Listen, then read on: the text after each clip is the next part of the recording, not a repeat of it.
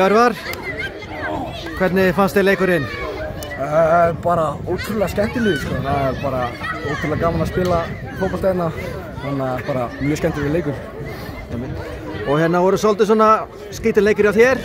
Svona það áttu kannski smá svona sök í fyrra markinu. Já, ég held að ég væri búinn að ná að koma með framförun og skílunum, en hann náði að kasta sér fyrir boltan og ég skil ekki hvernig hann endaði inni, en sem betur fyrir náðum maður að koma tilbaka og sýndi karakter og svo setja upp mark í seinni. Þetta er náttúrulega líka stóðstyrk líka, það var flott samspil hjá þér og hérna Benedikt. Já, Benedikt, já, akkurat.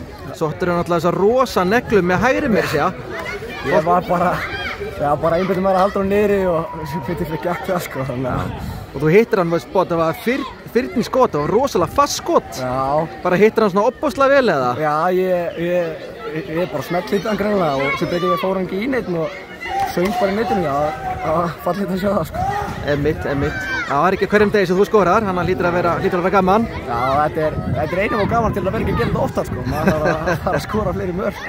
Ég held að það var bara að skjóta markið og kemur þetta. Einmitt. Og svona í lokin, nú eru þið hérna komnir áfram í undanúrslitin. Þannig að nú eru kannski, hvað maður að segja, bestu liðina svo, Breiðablik og Víkingur ekki með og nú hljótið að sjá okkur kannski fært að taka bara bikarinn. Jú, við hefum bilað trú á hóknum en það er fullt af sterkum liðum í þessari keppni og maður veit aldrei hvað gerist í bikarkeppninni. Maður verður alltaf að mæta 100%, annars veit maður hvað gerist, sko. Við gerum það. Einmitt. Heyrðu bara glæsilegt, bara takk hérlega fyrir viðtalið.